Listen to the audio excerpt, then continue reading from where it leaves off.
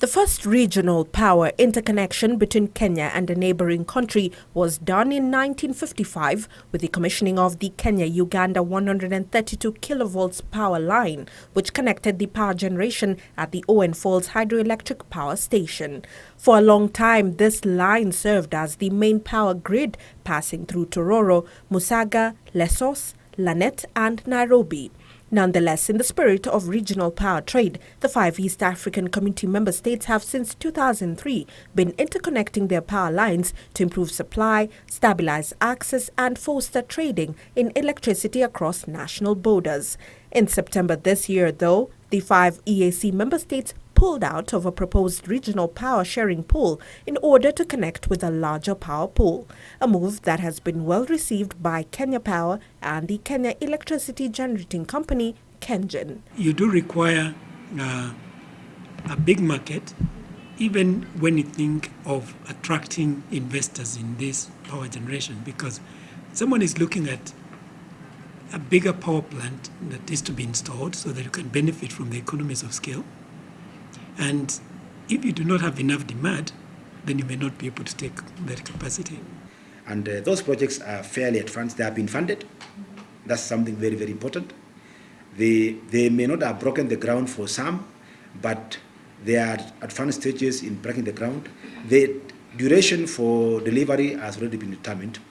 According to Dr. Chumo, the addition of Egypt, Ethiopia, Democratic Republic of Congo and Sudan means countries can trade across borders and also save in capital investments and operating costs. If your network was covering East Africa, you could require capacities such as the one we have at Chucha Control to manage the entire network within East Africa. But as is at the moment, we have a Chucha control station in Uganda, another one in Tanzania, in Tenesco. We can do with one. And so the rest of the savings are very clear. In the next 2 months, Kenya will be trading power with Rwanda, providing 30 megawatts. Similarly, Ethiopia and Sudan on board have encouraged market-driven power trade. Implementation plans are underway for the new 127-kilometer-long Kenya-Uganda link, which is estimated to cost $51 million. This link is expected to increase the power transfer capacity between the two countries to 350 megawatts. The line to Uganda would then connect to Rwanda and Burundi and should be done by the end of 2016. The Kenya-Ethiopia link, which is a 612-kilometer-long transmission line with a power transfer capacity of 2,000 megawatts, is at an advanced stage of implementation. It is expected to be complete by 2017 at a cost of $762 million. It's already started with the Ethiopians constructing the part of the transmission line that is within their country, and the Kenyans constructing the part of the project that is in Kenya. And when that project is completed, to have the capacity to transport as much as 1,000 megawatts of power.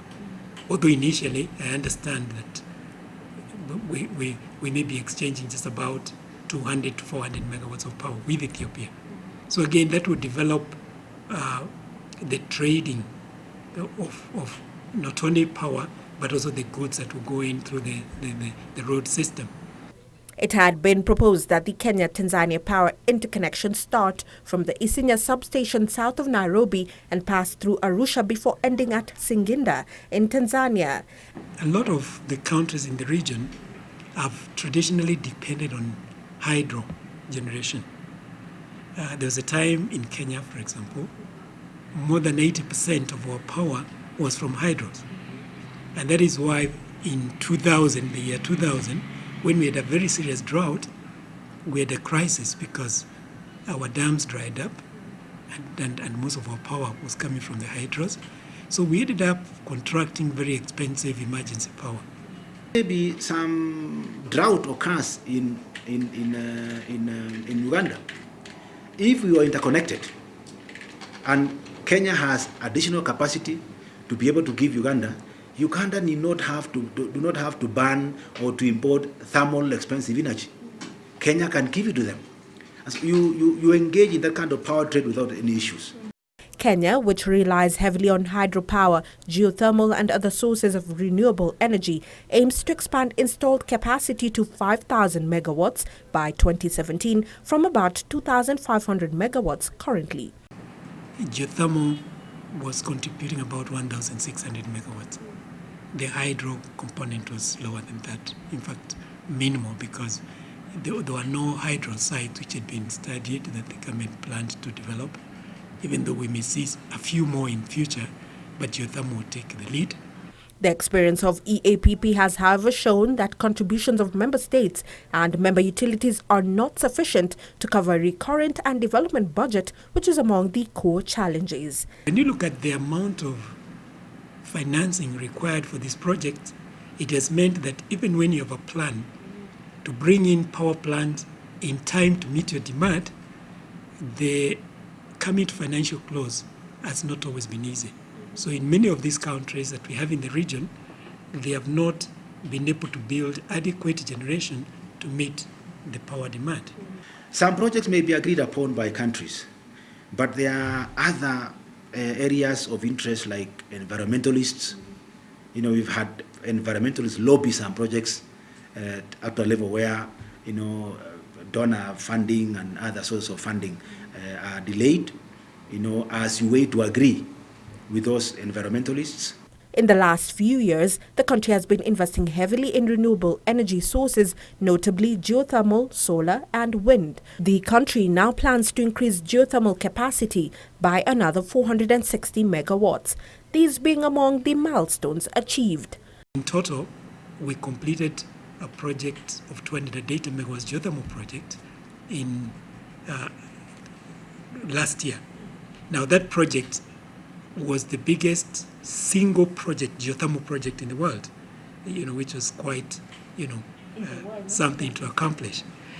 But I think when you look at it as Kenya, one of the biggest things that we're happy about is the fact that by bringing in that project, we were able to displace an equivalent plant or generation that would have come from diesel plant. Progress is ongoing in terms of regional power connectivity. In February next year, we'll be seeing Kenya exporting 30 megawatts to Rwanda. And of course, there is the Ethiopia link, Tanzania and Uganda. But the thing is, we cannot compare this to a country like Germany, whose power capacity is much more than Africa as a whole. Will we ever get to that or not? Perhaps these are some of the questions that will be answered during the WTO talks. Reporting for Channel 1 WTO Talks, I am Melline Myendo at the Nairobi substation.